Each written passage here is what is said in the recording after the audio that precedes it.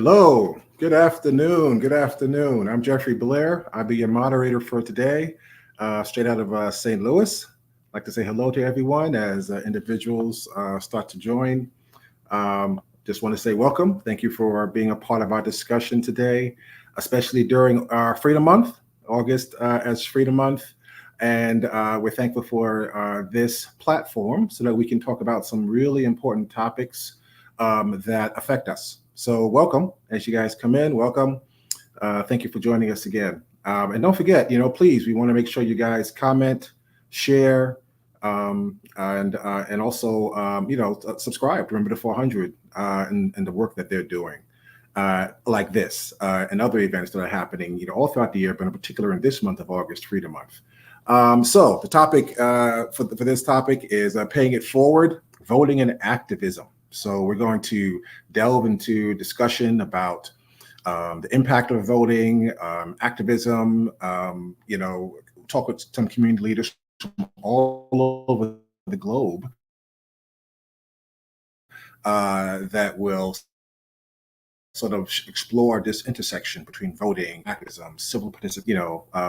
Does it work? Has it worked? And what should we do in the future?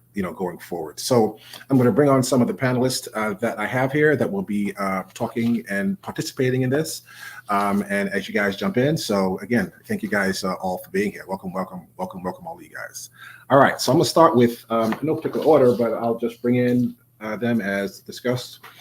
So from across the pond, as they say, I have Councillor Valerie from the UK joining us, who is an experienced Labour councillor in Islington, UK, United Kingdom, serving as the Deputy Chair of the Children's Services Scrutiny Committee. She has been instrumental in initiatives aimed at reducing youth violence, enhancing education, and promoting inclusivity. Her work reflects a strong commitment to improving community outcomes and supporting young people. Everyone, please join me in welcoming Councillor Valerie to our program today. Thank you for joining us, Valerie. Thank you so much. Thank you. Really appreciate being here. Solidarity as well. Absolutely. All right, next up we have Mr. Thomas White, a dedicated public servant with 18 years of experience in state and local government in Georgia. He has worked as a correctional officer, compliance officer, legislative liaison, and has been involved in numerous community and educational advocacy efforts. Mr. White has served in various leadership roles, including as former chair of the Henry County NAACP Political Action Committee, and holds degrees in political science, public administration.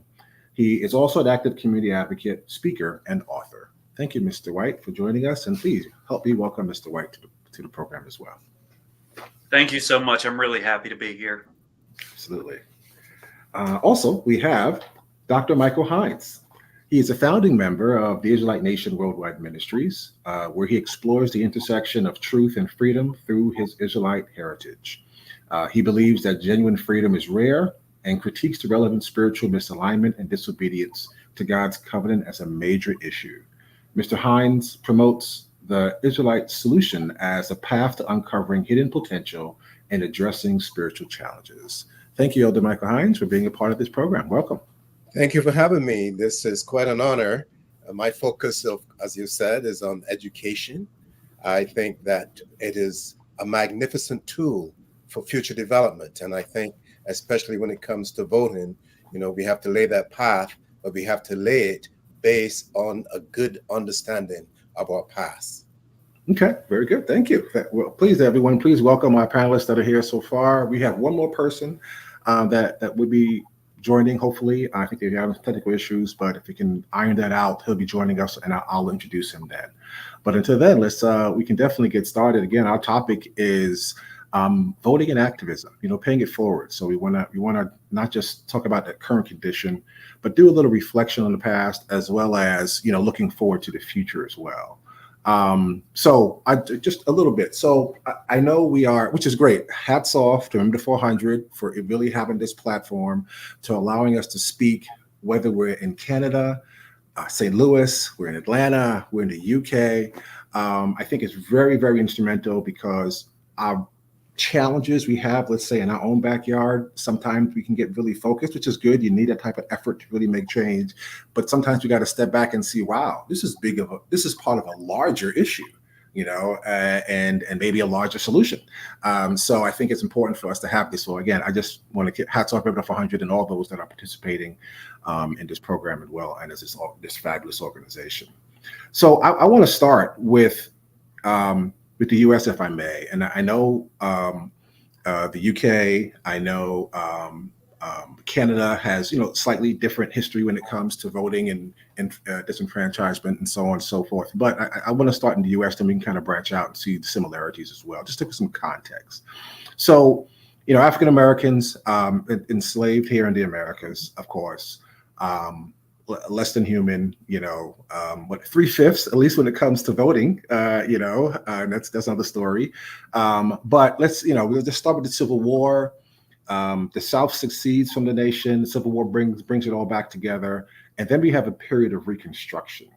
Now, during the period of Reconstruction, we talk about this quite a bit here. During the time of Reconstruction, the South was occupied by the Northern soldiers, right? It was almost like, like when we were occupying Afghanistan or Iraq, as long as the soldiers are there, they were able to make sure whatever, they wanted to have happen would happen. So during Reconstruction in the South, when just after enslavement, we had the ability to vote. It was understood that, if the goal was really to free the slaves, it couldn't just be, okay, free the slaves, but they had to enact laws to make sure that it happened. So we had the 14th, 15th, 16th Amendment, being enacted. And the 15th Amendment, which was the right to vote, was, to ensure that, because of race or because of prior servitude, you couldn't be excluded from voting. And with the Union soldiers to protect that right, it's amazing to see what we did right after slavery during Reconstruction. This is a time period that I love studying, and for those who are not familiar, definitely look into that. But we had from zero, because we were slaves, we couldn't vote, to right after, during Reconstruction, we had 99% those eligible voters voting. Like every single person that could vote voted. And it made real change, because this is the time when we had our, thousands, not just a few, thousands of elected officials in the federal government, state government, and local government made happen because of our organization and power of us voting, right? So it had a really real impact. It wasn't a question about does it matter. It mattered at that point in time. A part of that success actually was pushback, because it wasn't just about the freedom of individuals. Now you had this working base that could no longer, be taken advantage of or oppressed. But now you had these individuals actually exerting power and passing laws and making things happen that was going to benefit them. And, so there was pushback. And that's where you have Jim Crow starting. That's where you have the KKK starting. That's where you have these issues that they were so successful in diminishing our ability to vote and the power that we exuded, that it went from some places from 90% voting to 3% voting, 2% voting. Not because you didn't want to, but because of the laws that were passed and to prevent that. So we didn't have another surge of Black politicians really coming on the scene until after 1965 or 64, the Civil Rights Voting Act. Where we had some laws passed that allowed and protected our freedom against some of those laws that kept us from voting, and then we were able to make some headway again.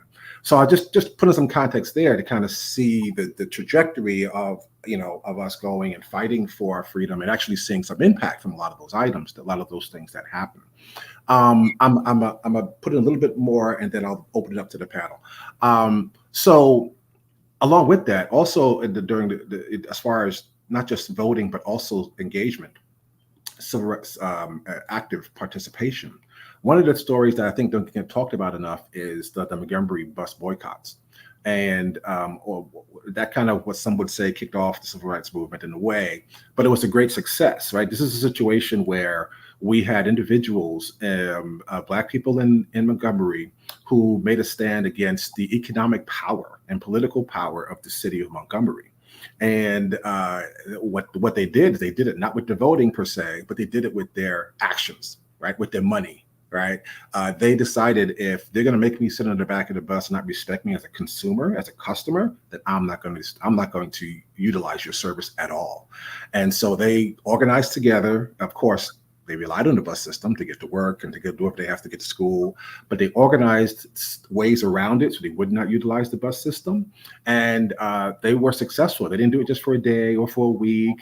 They didn't just go to a protest one time and then that's it, right? They actually, made themselves, they were very inconvenient for themselves, of course. There was threats of violence and many people lost their jobs for it, but they were able to organize. And after a year of boycotting the bus system, they actually broke the system and was allowed to make the laws change.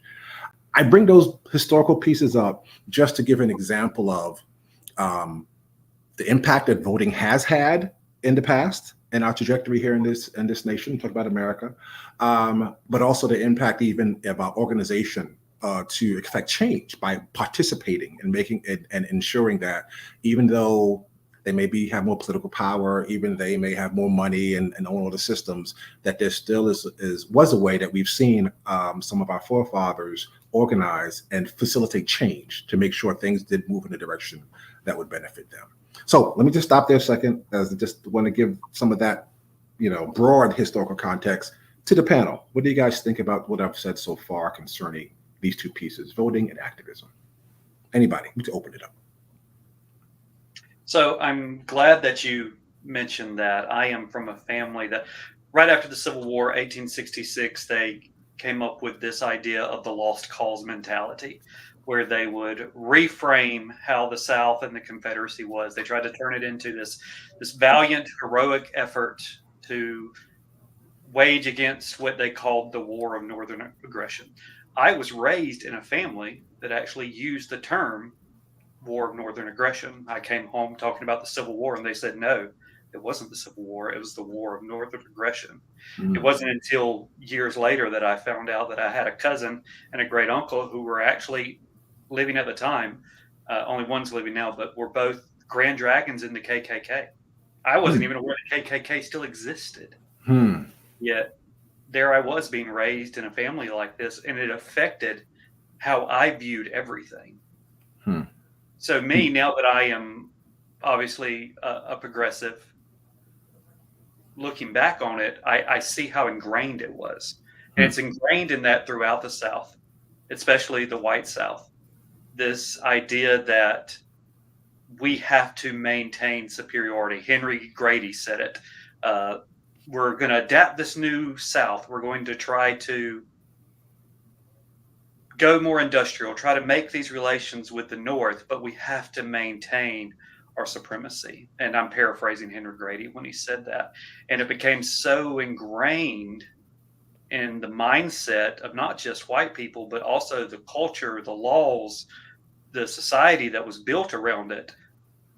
The Confederate monuments, for example, it became so ingrained that it wasn't even looked at negatively. It just was. And so now that has to be overcome. The difference is we don't have federal troops like we did before 1877 to push over that, to force the change. So it's up to everyday people like you and I to make that change. No, thank you. Thank you for sharing that. And that's quite interesting. I don't know if I've had a conversation with someone who's actually has relatives or descendants from individuals that were in the KKK. That's quite interesting. So in that, and people who maybe that's a new term, the lost cause, definitely do some research on that and understand that's like a real thing. It's a fundamental thing in helping to push the Southern narrative. And the term I've used before in describing it was, the South lost the war but won the peace. Right. And what they did and what they established. So it's interesting because we see it's a complicated history and trajectory to get us to this point. But I think it's important to take a little bit of time to talk about it because it's like I don't know if people go to the malls anymore. I remember I go to the mall with my wife and it's huge. All these stores all over the place, got 3 levels of stores, trying to find some place. And I want to get to, I don't know, Macy's or something. And I can see Macy's over there, but unless I have this spot on the map that says you are here, it doesn't help at all, right? So I got to know where we are. So I'm trying to give a sense of kind of where we are. So kind of where we've been and kind of where we are to kind of understand where we're going. So I don't know, Councilor Valerie, Elder Michael Hines. I know you guys are not in the U.S. per se, but any thoughts on what we spoke about so far? Absolutely, just speak. Absolutely. Yep. Thank you.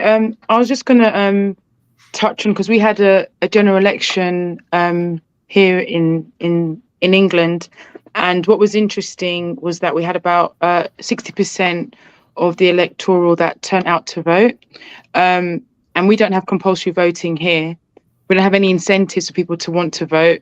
We have manifestos which different political parties put forward, but I kind of want to give it, I guess, on the flip side, looking at activism, because that's what I'm always going to talk about, because that's my core strength. As someone who read history and English language at university, and also did postgrad in marketing, I think when it comes to voting, people don't have the appetite to want to vote. And some of our political leaders don't give us that, I guess, the appetite to want to vote. The famous phrase, the coin phrase they always say is, you all sound the same, all politicians. Yeah. You can have Greta Thunberg, who, hope I said her name correctly, but she can have the activism to start a surge in terms of people talking about the environment and the decline in policies that is allowing our, communities to want to escape, migrants, refugees, etc., across the globe because of the environmental factors that they're experiencing, but not old enough to vote. And she would have encouraged and almost like ignited a lot of, children, young people to want to go out and speak about certain things that they're most concerned about and want to champion. And it's got to go hand in hand. So my thing at the moment is we don't have enough young people engaged in politics. And this is what we need to push forward with the next Labour government. There's been talks about lowering the voting age. I think that is something that we need to kind of push on, because I think if we do that, that would also bridge the gap of activism and political engagement. Also, I've got this T-shirt on which says show racism the red card. This is because I'm very much an advocate in terms of, obviously, Elder there, Michael, when it comes to education. If we teach children more in schools and make it compulsory to understand about the political system and how we can obviously engage in it and try to bring about change, then it will kind of all coincide. But at the moment, we still have this sort of top tier level where the politicians are up here and we as the grassroots are just down here, and we can't get there. I mean, how many protests can you go on? How many surveys can you do? And how many more petitions? And it shows us by the electoral turnout in the UK, or should I say in England, only 60% turn out. And that's a real issue. Voter ID was also introduced as well during the local elections last year, which also has impacted many, we call it black and brown, but also we call it black and minority ethnic communities. So whereby they have to pay or they can get support from the council to get ID. But obviously not a lot of people know that information. So we did find there was a lower turnout. And I'll leave it there. No, that's quite interesting. Thanks for sharing that. I definitely in the States, you know about the voter ID laws being passed and being pushed in various jurisdictions, but I did not know that was a thing that's happening in the UK as well. There's a common theme that I think, which you mentioned there about education, because it's like if the people are not educated, then they can be manipulated and to think their vote don't count, or that like I started with the history piece to kind of show examples where participation did make a difference in people's lives. It wasn't just an exercise, and it really did make an impact. And it's one of those things, like you're mentioning, the education piece is sort of like understanding our history. And I know during the uprisings here, during what you would call Freedom Summer with George Floyd and the protests that went out, and a lot of the terms I would hear from the young people is like, this sort of notion, a narrative that, oh, our parents and our grandparents were pacifists, and we're the ones that are really gonna, we're not gonna take it anymore. And it's like, wow, you don't know your history. How many people died? How many people actually were on the front lines, just like you, were doing, and accomplish some things. So I don't think it's. I think we do a disservice if we dismiss the history and don't really, like you said, put at the front the education piece, to make sure ourselves and our next generations fully understands how we got here, and the work and all that happened, the successes that made it happen, and also the failures, so they can improve. Every generation shouldn't have to try to figure it out, you know what I mean, from scratch. There should be something that they're jumping off from. And I think that's a big part, at least in the States, with the book bans, with the lost cause, with, all these things of trying to manipulate education. It's not just about education. It's about also manipulating the power of the people, because they won't understand and see the power that we really have. I don't know, Elder Michael Hines, any thoughts on what we spoke about so far? Yes, I have a more basic structure, because one of the things I understand, or I've been taught, is to think differently, is to comprehend the full picture. One of the key elements, as I said, is education, but not just educating 1 to 2, 3 to 4, A, B, C. Knowing who you are, knowing what your purpose is, knowing that we as human beings are 70% spiritual, 70, and 30% physical. Hence, from an intelligent perspective, it means that 70% of our effort has to be on the spiritual dynamic, as opposed to the physical, how you look and all of that. No, it's not about that. It is about who you are and what is your role in this society, and how do you fulfill that role to the best of your ability. So when I think about voting, as I said earlier, voting is helping to lay a path for the development of the future of a nation. You cannot lay that path without an understanding of the previous process, of your past. This is Freedom Month.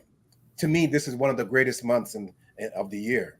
And Happy Freedom Month. I forgot. Happy Freedom Month. That's right. August. That's right. Thank you. And this is not a thing for Black people. This is something for all humanity. Because when I think of Freedom Month, I think of William Wilberforce of the UK, who didn't look like me, but he was able to end the slave trade and put an end to it. And he did a great job. I think of people like John Brown, who didn't look like me. I think of people like Thaddeus Stevens, who didn't look like me, but they all work for a collaborative effort for people like me and themselves. I think of the Negro spirituals, which is the greatest cultural dynamic of American history. From all of the social component of American history came from the Negro spirituals. Think about it. And what were they singing about? They did not bring the Bible with them. They sang the contents, the history, the culture, the spiritual education thereof. Everyone would think of the KKK with a very negative aspect. I don't. I think the KKK was there to keep the children of slavery away from what they were trying to be attracted to. And they may not have done it in a decent way, in a polite manner, but they did their job. For example, they were established December 25th of 1865, if my memory serves me correctly. A lot of folks would say it was December 24th, the night of December 24th. Well, from my Israelite culture, the sun sets at sunset and the new day begins at sunset. So it's the 25th, which means that as an Israelite, I have nothing to do with Christmas. So my point is that unless we teach these things to the young people, then they will not have an understanding so that they could vote for the future development. Christmas is not something I want to be involved with. Saying that Jesus was born December 25th is fake. It's a lie. So these are things, because Jesus was my brother. I know about him and his well-being. So we have to look at the big picture. We have to understand the 70% of our spiritual development and use that. We should lead. That's the key. That's the key. And never follow. Now, I know it's easier said than done, but the point is that we could only do within our own community so that the others can see, hey, look at the music industry. Everybody is following us, right? Because that started, as I said, with the Negro spirituals. We don't benefit from it to the way we should have, but that's our fault to some extent. So my point, though, is we have to look back at the establishment of the American Republic. Who did it? What was their mandate? What was their desire, their objective, their goal? And see if today the American leadership is fulfilling that promise or that process. I think not, but I'll get into that later. Interesting. Thank you for that, Elder Michael. I think that's a part that doesn't necessarily get spoken about a lot, but in at least in America, in this context, we speak about when politicians want to speak to the Black community, they always go to what's called the Black church. You know, many of the civil rights leaders, which we spoke about earlier in the trajectory, you know, come out of the Black church. You know, why is that? Why is it that when politicians want to speak to any other segments, it's usually a more of a secular type of environment? It could be in an arena, it could be in a community center, it'd be somewhere, you know, town hall or something like that. But when it comes to the Black community, it's pretty much funnels through the Black pastors, let's say. Like, why? Am I overstating, or is this a general pattern that you see? Kind of, sort of. Okay, yeah. Council Valerie, what's your thoughts? Yeah, I agree, but the things that we're displaced as a people, so you have to think about those that don't actually akin to their spirituality. There's an issue we have in the UK, even as I'd say, as a rainbow of people, we're not a homogenous group, and sometimes you can't really say that to speak to us as the people. We have to go to the churches, because many of us, to be fair, in the UK are not in those spaces anymore because they've been taken over, if that makes sense. But you have to be here to live it and see it, to understand it. I think that was probably the case back in the day, but now not so much. And this is why I go back to the young people, and I used Greta Thunberg as the example, is that where are our young people? Here in the UK, we've got many around aimlessly walking about because parents having to work, you know, to end jobs, not able to take them to churches on a Sunday, perhaps, or on the Sabbath, unable to take them, you know, to those teachings, to their grandparents, so they can actually spend that time with them to understand about those oral histories. So at the moment, I feel like in the UK, actually, in England, where I am, in little small borough of Islington, there's not many of us here, and those are here. When you go to a church, and count on your hand how many Black UK diasporans there are. So just kind of putting that in there for a little bit of context, because here over the pond, I wish I could say that. However, I do agree with Elder Michael, where you talk about Pentecostal churches, Baptist churches, possibly Methodist churches that still exist here in England or further afield in the United Kingdom, where there are obviously Black leaders that are trying their best to bring the community together, but sometimes also the thing of the lack of trust and the fact that for so many years so much has not been done that they don't want to speak to politicians. So it comes back down to local government, where I am, where we will still go to community centres and go to other places where, as again I said, we're not a homogenous group, so we can't all be found in a church or in a chicken shop. No, thank you for sharing that. And I know there's definitely differences in different environments. How about Mr. White in Georgia? What are you seeing there? So first, Counselor, I want to say congratulations on the Labor Party victory. You guys are going to do great things. But yeah, the church was a safe place, or has been a safe place for so many Black Americans to go to. It's where organization happened. It's where family connected. Of course, people are going to group there. And honestly, you've got white politicians that want to pander to different groups and go there, not authentically, but because they are trying to get a vote. They want to be able to be seen in the church so that they can get a vote. That's the honest reality of the situation. But I think it's starting to crumble. People are starting to see more and more that it's an act. They're seeing that this is people just trying to get their vote, And my first campaign that I worked for was in 2008, was the Obama campaign. And I saw people leave the church with their activism. It wasn't just in the church. It was on the streets. And I lived in Valdosta, Georgia at the time, which is highly, highly conservative. There was no chance of us winning Georgia at the time. But people still came to the streets, and they were out there knocking on doors, making phone calls, because they were excited. And it got beyond the church. It was on the college campus. It was in community centers. It was on the corner of streets that people were talking about Obama. And it was that excitement that gave people a reason to fight, gave people a reason to want to vote and register. And people registered in vast numbers, broke records. Volunteers came out in vast numbers, broke records. And it moved away from the church. So I think, and I'm not putting words in your mouth, Michael, but I think that's kind of, to me, it feels like that's what you're kind of saying, in a sense that it's not historically, traditionally, as we all said, that was kind of the case, what I had stated about, going through the Black church, filtering through the pastors.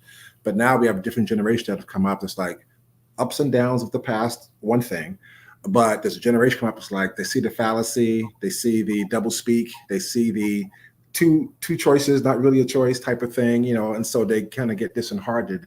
And so, and it's because of education is why. Because of education, but I think Michael will say also because of you were speaking deeper to the spirituality, like to the truth about, if I come and tell someone something, then I don't do it or don't perform, or even if I do it, it doesn't have the outcome that I'm anticipating, I no longer trust you. Right. And so that goes with the politician, and that also goes with the church, right? Because you're supposed to give me life, you're supposed to give me all these things, and it ain't happening. So when I hear Michael, I'm thinking like, well, you're suggesting something a little bit different. I'm thinking. Forget, Mr. White, you were going to say something. It's like Elder Hines said a moment ago. Our national government has failed us. Yes. And it's because they've made promises and not come through with the promises. They made promises to get into office, and then when they got into office and they were in the position to make systemic change, because that's what it's going to require to really have activism rise. It's going to be systemic change, not just one moment that happens and gets everyone fired up like it happened with the Obama campaign. That once you get in office, you got to keep that fire burning. And the only way you're going to do that is to live up to your promises. And it's just not happening. Right. And so it depresses activism. Right. It does the exact opposite. Yeah. So a couple questions the producer has. I just want to see. So with that said, the context we're speaking about, again, in the past, we kind of mentioned some of the active ways the barriers were up for voting and activism. Now it seems almost psychological, the barriers in a lot of ways, that I don't want to participate because it doesn't make a difference, or, that type of thing. What right now in your area, like Councilor Bowdy spoke about only 60% voting. I think maybe you expressed it. Maybe you could expand a little bit more. What are young people saying as reasons why they don't want to vote? Like, is it that do they have a clear agenda of things they would like to see changed, and they just don't think the people that are being put before them can actually make it happen? Or are they just sort of indifferent? Or are they sort of like, listen, I'm trying to just live my life. I'm raising my kids, doing my thing. I really, whatever happens, not going to make it. Like, what are some of the things that you're experiencing as far as some of the barriers to participation? Thank you, Jeffrey, and really good points from both on the call here. I think we've got to look at another way of how we get people politically active again, because we talk about the word activism, then we talk about politics, and it seems just they're two different things, but they're not. It's just the semantics of it, isn't it? We in the UK here, we, for example, have polling day. Yeah, we have polling day, which I think should not be a polling day. We should have a day or two, or even three. People are working, they're tired, they're fed up, I had a long day at work, go put the kids to bed. I can vote until 10 o'clock, but do I really want to go back out in my PJs and vote? Can I be bothered? It's things like that. I know that you can vote on via registration online to get a polling card that you can put through the post. I think there's been a bit of an increase in that approach, which has been great, because if you're away and not able to vote on the day, then you can have that as a sort of a fallback. People have been sick, people are carers, again, as it talks about people working long hours. Just got to find a different way to get people engaged. I think there needs to be incentives, not just being on the electoral system and being able to say that you live in a local area and then maybe you can move somewhere, but something that's going to give them incentivize them to want to vote. I don't know what that would be. When I was younger, when you opened a bank, I know this is about money here, monetary stuff, and I'm not saying bribery is the way, of course not, but when you read a few books at school, you got a certificate. I mean, when you are a certain age and you go to do your first vote, what do you get out of it?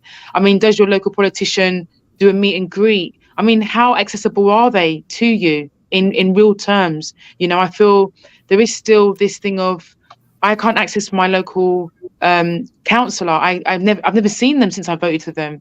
I don't even know who my MP is. I just see them on a post-it note. Or who is the Prime Minister? I mean, he goes to that community, but when it's my issue, have I seen him? Have I heard of him? I mean, what is being televised? What is the tic-tac? What are the algorithms? I think there's so much more that we need to do to break that barrier. The language as well. I think it's just is it Thomas, you spoke about the promises. We all have a manifesto, a pledge, but then after that, how much realistically is it going to be implemented? And I'm not saying promise the world here. I think we all know since our Labour victory, there's they say there's no magic money tree, and there is no money tree. I think that's evidently clear from what's been left, but we can't keep blaming previous governments either. I mean, we've also got to make sure that we deliver on what we've said we're going to do, which is to move things around. And actually, going back to Elder's point, Michael, about the spirituality side, I think there is something about that. I set up really late and watched a load of MPs take the oath, and it was so empowering just to see different leadership. A Sikh person swearing on his spirituality and saying what he wants to do for his community, a Catholic, a Jewish person, someone not even taking an oath and having to come back and do something else. I mean, there's so much stuff that I feel we're missing. And I think actually if we did bring back that spirituality into politics, then maybe we could capture people again. And you mentioned about that excitement about Obama, and I think people weren't that excited about us coming into government. They knew they needed change, but I want to see people now being excited. I don't think I've seen that as yet, and I'm a bit concerned because we've got local government elections coming up in 2026, and I hope there's going to be an enthusiasm for me to go on the doorstep to campaign, because I'm someone that's full of energy and always bubbling to speak to people on the doorstep. I mean, I campaigned during the pandemic, and I saw then people were excited to speak to me because I was probably the first person that came behind their door during that time that we all went through. But I just don't think there's the same thing for all my counterparts when it comes to politics and politicians. I want to see that enthusiasm again, I hope that makes sense. It does, 100%. It does. You had a comment, reply, Mr. White? I did want to say, and I know, Elder Hines, I'm so sorry. I don't want to take up any so much time. I apologize. You're 100% right, and I'm so glad that I met you, Counselor, before you joined Parliament. It's so great what you're saying, because it's true. The excitement has gone away, and the leaders, how much are they actually striving? What actually can they do once they get into office? The Biden presidency is the perfect example. There's so many promises, and he's accomplished things. He's tried to accomplish things, but those around him, are they supporting it? Those that said that they were going to be there to push the same thing, are they actually doing it once the people aren't looking at them? And that's the reality of our situation. Is we have politicians. The reason we don't have excitement is because we have politicians that are not there to care about us. Once they get in office, I always say I've worked with 17 campaigns, and only 2 candidates that got elected have not disappointed me, because when they get into office, they change from what they said they were going to do. and that excitement fades away. How can we keep the excitement going? How can we keep the energy going when people are not there sticking to what they were saying? Elder Michael, were you going to comment on that? Yeah, I think there's a lot that needs to be understood, and we need to get these. If the precepts are not structured with high level integrity, there's always going to be an issue. People are going to be questioning, why should we vote? Right? Will their votes count, or is it the process of the electoral college? You see, that's the issue right there. Now, we talk about church, but church is not a common dynamic. It is the gathering of the Israelites to serve their God. So church should not be used unless it's Israelites related, right? That's the first mistake that people are making. Another one is parliament. Parliament is supposed to be the union of the church in the political environment, right? But they all church members, which would be Israelites. So my point here is, you could see in the UK and also in the United States that the whole structure is built on false information. They're using the structure of another people to build themselves, and it's not working. Now, don't get me wrong, they have power, but you can have power using evil as well. So my point is, education is essential, but you cannot educate unless you tell the truth. How can you give what you don't have? The truth was only given to us. Listen, I'll give you an example. Let's look at Mr. Benjamin Rush. He lived 1745 to 1813, and he was one of the signers of the American Declaration of Independence. In 1798, after the adoption of the Constitution of the United States, he spoke as a Christian, and he declared that the only foundation for a useful education in a republic is to be laid in religion. Now, he didn't give the proper definition of religion, but I could do that, but I'll leave that for, well, let me do it now. Religion is the return of the Israelite to his father or her father's house according to the covenant. So there's only one religion, just like there's only one church. These are precepts that cannot be used casually. And if you do, you lose the fullness of it. He said, this is Mr. Benjamin Rush, he said, without this, that means the foundation of education, there can be no virtue.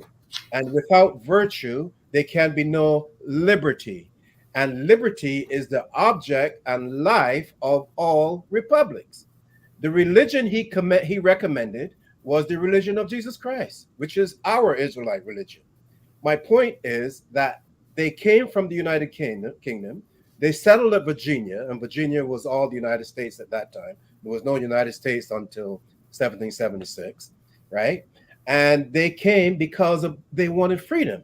But you cannot have freedom without truth. And they did not have the truth. This is why I'm saying the leadership in the United States failed, right? So now it is up to the young people to pick up the baton of truth and righteousness, learn from the Israelites at the border, the pillar at the border, our Israelite nation, which was established almost 40 years ago by Elder Shadrach Porter, and follow the precepts thereof. I would be happy to teach them. And we don't get paid for this, okay? We do this from the depth of our heart because we want to see a successful and powerful United States, and power is based on truth and righteousness, not on money in the bank or guns and the military establishment. You see what I'm saying? And unless these things are done and taught to the children, then it is only failure that I could see, not only for the United States, but for the rest of the world. Ooh, powerful statements there. Let me ask a question, Councilor Valerie, and I wanted to ask this when you brought it up, but I forgot. The red shirt and red card. For those not in the UK, what does that mean, the red card? Yeah, I joined this charity and did a bit of volunteering. It's an organisation that uses the love of football, and they go around the whole of the UK, and they are educating children and young people about being anti-racist. Some don't like that term, but I think it's about training them to understand what racism is, learning how to call it out, and how to be also an ally. I think some people take that word very lightly in terms of, I hear people say I'm an ally and don't understand it because I haven't had that education. But I think with these children, young people, what I've found in going around with various team members is that this is something that should be enrolled in every single school education setting, but it isn't at the moment. In Wales, you can Google it, they actually enrolled it into their curriculum, and whereby children are taught, about what it means to be an anti-racist, that the language, about anti-Semitism, about anti-Black sentiments of racism, things that are said about LGBTQ plus and intersectionality communities, Roma, Gypsy travelers. And I think it's such a good cause. And every year they wear red. So in the workplace or in school, they do like competitions for like posters and stuff, and they just want everyone to wear red, and then to show racism the red card by wearing red and getting the education and getting that program into workplaces and different spaces. It's such a really good cause. I couldn't speak any more highly on it, because I think here in the UK we only do Black History Month in October.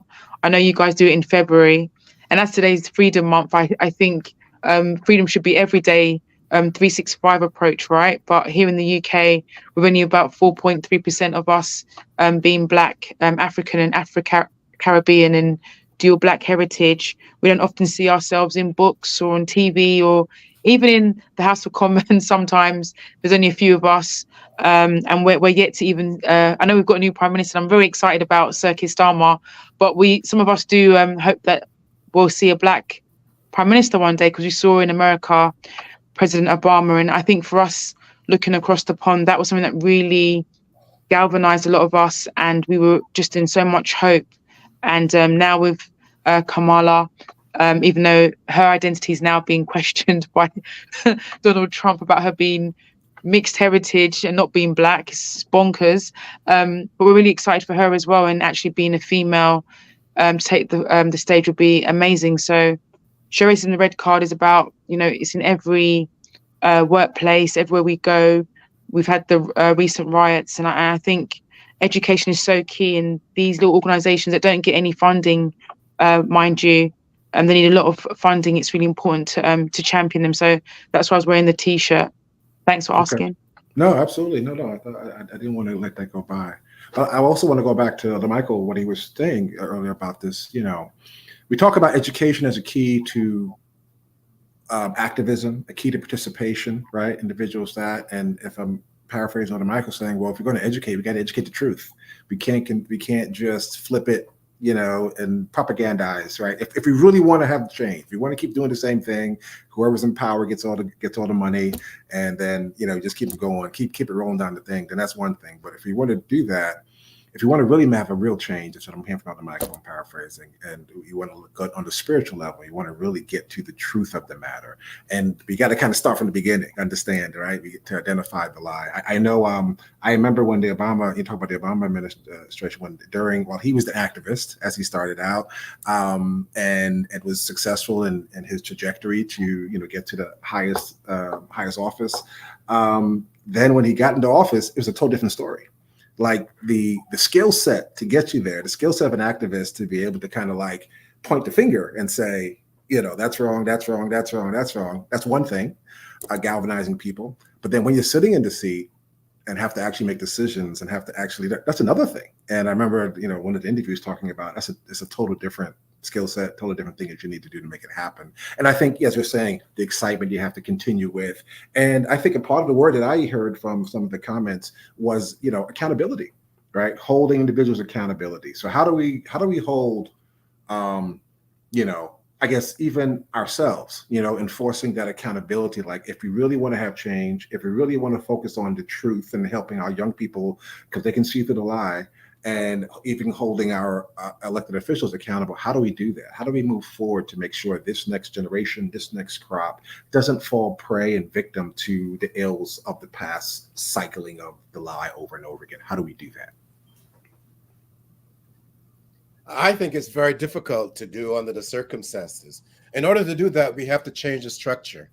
We have to find a way to say, listen, if you're going to talk about the political environment, let us look at how we got that started. What is the platform?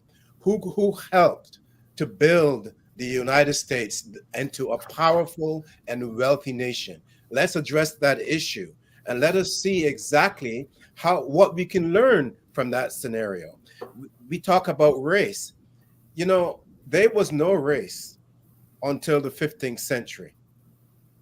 What we're talking about when we say race, again, the misuse of words, right? We're talking about the heritage of the individual. So why don't we address the heritage rather than, and we're looking at just the color of the skin? And that to me is such an ignorant concept, because the issue is that we're addressing the melanin content, right? Mm-hmm. But don't you know that every human being has melanin? You cannot live without it. But some people have more in the skin than others. Some are taller than others, some are shorter than others, etc. That's not an issue. But it is this racial issue that started in the 15th century Spain that's imploded or exploded, I should say, into the Spanish Inquisition. And then that led, of course, to the subject of racism. Unless these issues are understood and brought forth and allow the young people to meditate on them and see, do we really want to go forward based on the color of skin? Or do we really want to, or the lack thereof, or do we really want to go forth based on the purpose of the individual, which of course is a demonstration of their skill set? I am not good at politics. I'm good at spiritual education and historical education, but I may not be good at monetary investments and so on. So I stay in my lane. And I think that we can all do something like that and perform appropriately so that we can all benefit. Education is a very harmonious process because sometimes it takes more than one person to do the job. But somebody has to lay the foundation, and then someone will stand on their shoulders and go a little bit higher, and so on and so forth. You can only do that if you're working together with one common objective. That's the key that is missing. Mr. White, any thoughts? So we're at and by we, I'm sorry, the United States, we're in a crossroads. We're coming to a peak of stress and discomfort politically, and in Great Britain, you're further along a little bit than we are. I think Brexit helped speed that up, and the political controversy afterwards and around, I think that helped speed it up a little bit. But in the United States, we're at a point to where everything's boiling over. The generation after us is tired of it. They don't want to live that way, and so we're at the point where we're facing a culture shift. Mm-hmm. And by culture shift, I mean people are going to be tired of politics. They're tired of the infighting. They're tired of the division, and they're going to force change. Where that change goes, and people talk about a civil war, another civil war, or Armageddon, and all that. I don't think that's going to happen. I think there is going to be a massive culture shift, and it's up to us to help determine where that shift's going to go, because it can either go back or it can go forward, and it's up to us to help do that. To make that happen, we have to tell the young people exactly what happened. Mm-hmm. Arguments of race were nothing more than attempts to control population. Mm-hmm. That's what they were. They were attempts to control population, and it worked. And it's still working today because we let it work. Instead of looking at each other as brothers and sisters, we're looking at each other as enemies, or not even just enemies, but someone that's different than me. When really, by the time this conversation is over with, every cell in your body will have regenerated. Physically, you'll be completely different than you were an hour ago. So why are you letting the way that you look, the physical, determine who you are? determine who you interact with, determine what you're doing. And we have to educate our young people on that. We have to educate our young people in understanding that the future is in their hands to define. But if they let the past come up and keep making the same mistakes over and over again, that will be our future. Yeah, no, definitely. Well said. I think that's the part of it. And again, I'm shouting out Remember the 400 for giving us a platform so we can reason together, right? We can discuss these things, and we may agree and disagree, but that's okay. You know, no growth comes out of just, yesing yourself, or just surrounding yourself with being in a bubble. But it's the idea that, let's challenge each other on our thoughts and beliefs and our understanding so that we can all expand and grow. And I think one of the things that I'm hearing here, again, is our goal. What I'm hearing, we really want to help empower the next generation. We want to remove barriers. We want to give incentives. We want to do whatever we can to make sure, because we don't want to see repeat over and over again of us just like the hamster in the treadmill, just sort of like staying, we think we're doing something, but we're just staying in the same space. And I think there's a lot of suggestions that I've heard here, as far as, the content, accountability, just really, being open, to new ideas, and not just doing the same old thing that's been happening in the past. So I really like that. I want to open it up to the audience, that there've been some comments going through, and to see if they have any questions or comments that they would like to share. There was one that I saw here. This is I think it was, I'm scrolling through them to kind of bring it up, because I heard about this and I thought it was an interesting idea. And as mentioned before, we talk about like activism, we talk about voting and just different things. It's like the separate things, but it's all piece of the same thing. I think of it, tools in the toolkit, right? There's certain tools that we can utilize and strategize to utilize these things if we're looking for an outcome. And I think, one of the things where you talk about like incentives and things like that to get the pattern going is one thing, but I think there needs to be some type of clear objective. You know what I mean? Like, I think that part of the excitement of Obama was the objective was we want to be participating in having the first Black person president. Like that was it. What happens next and the things he does. Okay. But first was that. So that there was a very clear goal. Going back to Montgomery bus boycott, it was a clear objective. The objective was, we're going to make sure they respect us, and until they do, we are not participating in the economic system. Right? It was very clear. So I'm just giving examples, and so it's very clear. I think sometimes this generation, as you're mentioning, it's not so clear what the objective is. Like, just end racism. Be more fair. I don't know, more jobs or something. It seems more, to me. I'm just speaking, so I think sometimes just getting a clear objective sometimes can be the challenge. But anyway, there's one objective. It's from Angel Starks back at the 140 mark, where it says, what are the thoughts about the reverse migration to the South that is helping to gain state power from the Black community in the South? And I think Charles Blow was one of the individuals who wrote a book about this, actually, speaking about this concept of his thoughts are like, the strategy should be, because being diffused, it gives us less power because we become minorities, which I hate that word, minorities in different areas, to actually, a strategy should be, here's 5 states we should really push into so we become the majority, control their own fate. What are you guys' thoughts, especially Mr. White, since you're in the South? What do you guys, have you heard of that strategy, and what is your thoughts about that? So you've seen it work. You've seen Georgia went blue 4 years ago. Mm-hmm. That shouldn't have happened based on the numbers, or at least that's what they thought it shouldn't have happened. Georgia went progressive, went Democrat with it. Biden won Georgia, upset everything that everybody was thinking. 2 years later, Kemp comes back and wins, but you can't take away that victory. And the county that I am in, and because of my current work position, I won't mention all of that or my particular political views, though I think you've pretty much gathered what they are by now. So we started 48% progressive, then 65% 2 years later. It shows you the difference in how much the victory was. Literally 18 points in just 2 years. So it's working. The changes are happening. People are pushing back against it, which is what you saw in 2022 when Georgia went red again, despite having gone blue in 2020. But the change is happening and it's working. So to that point, and and even Council Valley, we were mentioning, the Labor Party, they're moving forward, excitement about what's going to happen, at least from your perspective. But do those real changes translate into excitement for the next generation to participate? Are they? And I'm just going to put it out there back and forth. Are they going to? Would someone say, okay, well, it's not red now; it's blue. I haven't seen a real change in my life. You know what I mean? Like, what's happening?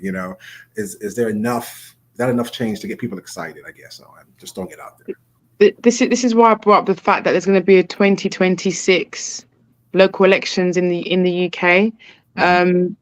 Well, in England, sorry, because I know things are different in different parts. But what's going to be interesting to see is that with a Labour government, so with Sir Keir Starmer in number 10, and then with most of our mayors are now Labour mayors, seeing what they can do in sort of central government, and then seeing what's going to happen between now and then to see how people, if they've kept that excitement or want to be more excited to keep the local government more or less red. I think one thing I want to touch on also is about the class divide. Honourable made a good point about racism, and the things that I get it about the melanin thing, but if you're here in the UK, you will get annoyed if you see someone like me who, I mean, people like this is something that you hear all the time. I lived on a council estate. You guys call it social housing, yeah. This thing of like, if you lived in a council estate and you've done really good for yourself, and you've moved up into middle class, and you're working a good job, you've got a car, and you're in a good job, and your kids are doing well, you've really made it, woo-ha. But the thing is that we know that the economy doesn't kind of show that if nothing's moving. I know people that work 2 jobs, 4 jobs together, and their kids, they might live in a house, but they have to pay for a mortgage. So actually, they live next door to their white counterparts, but they're black African diasporans, and they're still struggling. So there is that class divide as well. And I think there's something to be said about if the central government cannot help you via the mayor's office and what they can give you locally, and even with the PM saying to you there's no more money left because of the government's left it empty, whatever have you, but the banks make the money and all the corporations make the money. I think it then comes back down to local government, and it comes back down to this thing about education.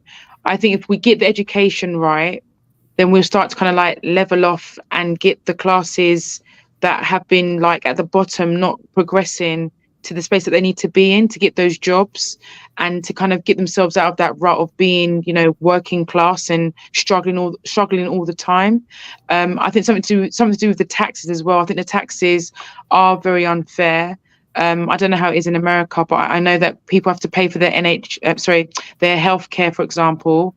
I know that here there is the fear in many that we might have to privatize, but under Labour government, I'm hoping that would never ever happen. I know that the current minister there has said, over my dead body, and I don't want to be so extreme by saying that, but I really believe in his vision that we can get the NHS back off its knees and back into a space to create more jobs and create more services for people. But I think there is a thing about the class divide, and then spill into the racism, so the race divide, and then bring into the thing of if you're disabled, and if you live in a certain part of the UK, are you worse off because your life expectancy is going to be reduced because of where you live? There's so much stuff. I mean, I'm even hearing things about people's food. When you go to a supermarket, they don't even have the same food as other supermarkets because of the area that they live in, and that is just bonkers to me. So there's so much more we need to do to make everyone feel that they're on a level playing field, because at the moment it is very uneven. And back to America, and you've got could be the first mixed heritage president. I think you guys got cheated when you didn't get I forgot her name now, it's gone up my head. But you had Donald Trump who versus Hillary Clinton. That's it. I know there was she got a lot of a lot of hate in terms of her previous administration had done. So the people were fed up, and I hear you guys saying there may not be a rise, of a civil unrest, but I'm not even too sure if people are just gonna. I just feel like something's looming, and I don't know what's gonna happen if. I just feel very, very sad for you all, and my family and friends that live out in America, because I don't think there's even still a clear winner, if I'm honest. I feel like there's a lot of misinformation as well, and social media is not helping either, in terms of Trump having that big conversation with Elon Musk. So I don't know. I find American politics very difficult to understand and get my head around, Yeah. and the different states, and the different legislations, and even things like the guns, and there's a lot that you have to work on if you want to win, for example, not just the black vote, but the working classes. And I think that's one thing that I think over here we kind of did, but we haven't won again, a massive majority. So that's something we've got to work towards as well, which I'm sure you're gonna figure out, and we're probably gonna learn. Interesting. We are we're a little overtime, but I'm enjoying this conversation, so I'm gonna just one more question that we kind of can go through, and then we kind of close up. The panelists still good to stay on for a few more minutes? You guys are good? Okay, I want to make sure and respect your time. Okay, so there was one question that was here. So you, Mr. White, from Doreen S. It says, I'm curious, does Mr. White still have family members in the KKK, and what they think of his viewpoints? So the KKK, especially in the last 20 years, has drastically diminished their resurgence that you'll see. The viewpoints haven't changed. The racism hasn't changed. Instead, they just took on a new name. It's actually become more legitimized now, because it's becoming a political party of its own, and it's a subcomponent of one of our major parties. Yes, I still have relatives that view that. It's going to be something ingrained. Fortunately, I have relatives that are close to me that, after I did, but eventually saw, and I like to think it's part of, because I was bringing up things that they saw that they needed to change too, even if they won't admit it. They did change. I've been very fortunate for a few of them, but the majority of my relatives don't speak to me, so that shouldn't. But it's a matter of, is it worth standing up for? Is it worth losing your family for? And the reality is, yes, it is. It always will be. Thanks for sharing that. Michael has. Go ahead. Yeah, that's a good point, Mr. White, because I was going to say, and I was smiling as you were speaking, the KKK may not be wearing their hoods anymore. Now they're wearing suits. Yep. They're in the politics. They're preaching pastors every Sunday. They even teaching black men how to be pastors in their congregation. So what we're seeing here is a strong Christian Masonic structure in place. Yeah. And a lot of people don't understand this. I spent over 20 years in Georgia. I've seen it. Just about 99% of all the Christian shrines are Masonic lodges. And if you don't believe me, take a look at the cornerstone and you will see the Masonic emblem there. I took hundreds of pictures about it. I spent a lot of time in Missouri. I see the Masonic structure there. I spent a couple of weeks in the UK. I visited the palace. I didn't have a chance to meet with Elizabeth, but I saw the God, the image of God at the entrance to the palace. I knew exactly what they were doing. And I don't have a problem with them. As a matter of fact, I take my hat off to them. And I admire how they serve their God. The issue I have is that the children of slavery don't serve their God. And that's the problem that we're facing, not only in the United States, but also in the UK. They have to come home to their father's house. They don't even know who he is. And that's why I said the KKK, maybe their role was to keep the so-called black people out. But this is not an issue about black and white. This is an issue about truth versus the lie. And 99% of humanity is under the spirit of the lie, but they don't know it. They're just pawns in the game. I could go on forever. It's absolutely disgusting. When I said 99%, I'm talking about those, especially in leadership. They're all pawns in the game, whether it's in the UK, whether it's in the US, whether it's here in Canada. So we need to look in the mirror and ask yourself, who is that person? That's a good point. It's about the truth and the lie. It's about power and who doesn't have power. Mm-hmm. The people with power don't want the people that don't have power to take that power from them. They think it's a finite amount, and they don't want to give up any of their share. The lie is that they care. The lie is that anyone can be there. The truth is that, yes, anyone may be able to be there, but you have to want it. You have to succeed it. You have to decide that you're done with the status quo, that you're ready to step up and take to the next level. That's the truth, because that's where the power's at. But they don't want you to know that. They don't want you to understand that. Mm-hmm. They want you to think that the status quo is enough. Mm-hmm. Interesting. Very powerful. We have a question for you, Councillor. I'm curious about the UK. Has reparations been brought up at all in the elections? You can see I'm very caricature when I open my eyes and they get really big, and it's getting dark now. We're about to close. Okay. Yes, we are. No. On a serious note. So you won't believe this, but it's a true story, and I'm going to be probably featuring this a little bit in my my book that I'm trying to finish off. I went to my first reparations meeting last year, and the reason why I stayed away from it is because people said to me, it gets really feisty, everyone gets really angry, and we don't know what we're doing. This part of the community wants this, that part of the community wants that. The government say this, that government doesn't want to do that. And I met the Kumasi Ahene, which is the king of a part of the village from Ghana, a couple of weeks in the UK, and he was talking about, he did a little segment piece, and he was talking about he wanted to ask for some Ghanaian artifacts to be returned back to the motherland. And I then heard Honourable Patrick Vernon, and MP Bell speak about reparations and what does it look like. And I think it's such a good question that Doreen's asked, because I think we're not a homogenous group, right?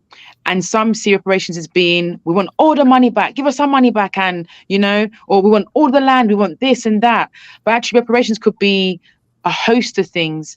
And I'm leaving this call today with Honourable Elder Michael saying about spirituality.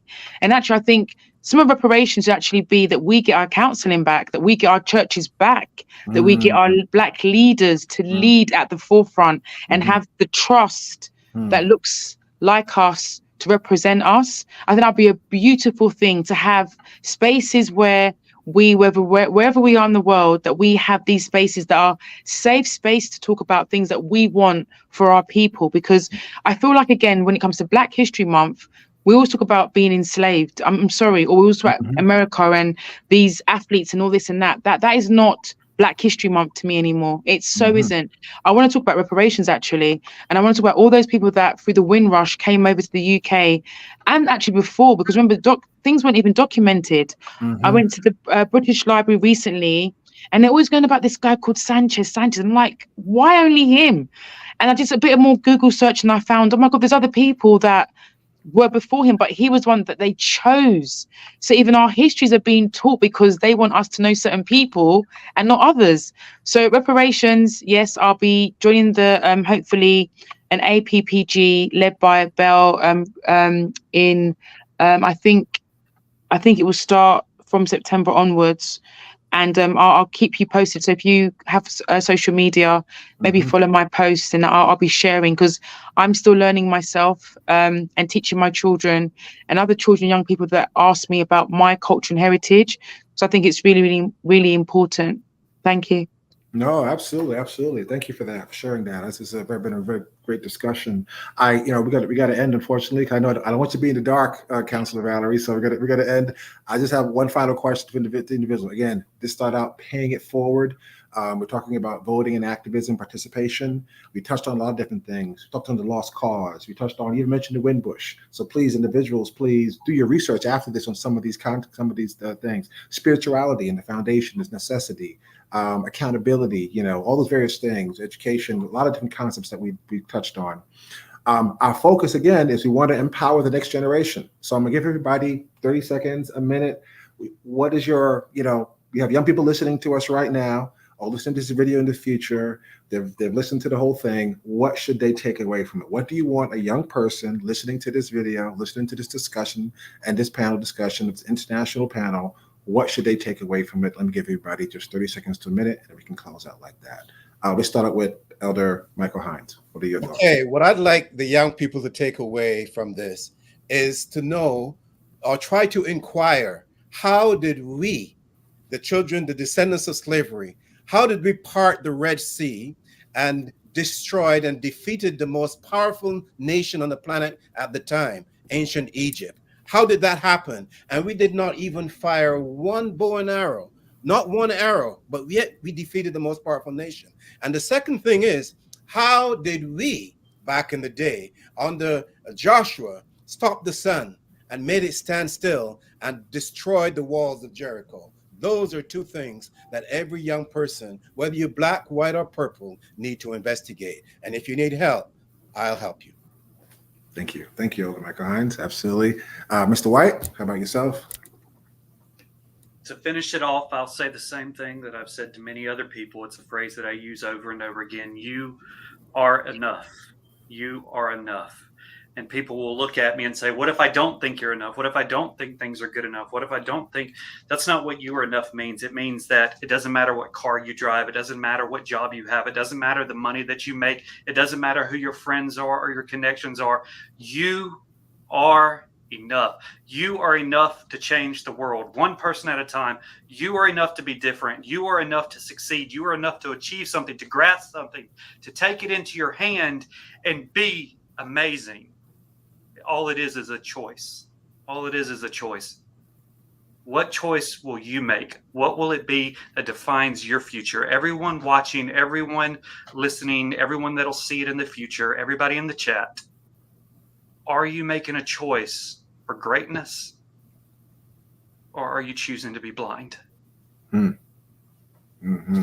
Well said. Well said. Thank you, Mr. White. And Councilor Valerie. Those were both so powerful. My advice would be to any child or young person or future leader, to have an aim, to have an ask, and to have that action from anyone, whether it's family, friends, and especially politicians. That even includes me. You have to have those three things. They're so important. And then with that, just go with your passions and just breathe life, live and breathe life and activism. AAA.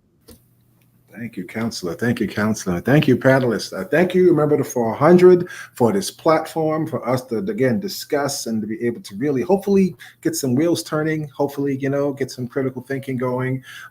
Education is key, right?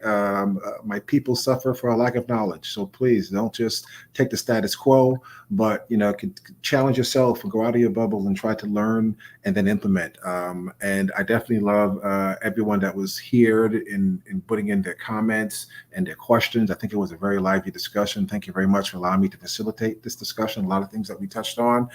Happy Freedom Month. Happy Freedom Month, everyone. And I'm so happy again that we're able to connect internationally amongst everybody.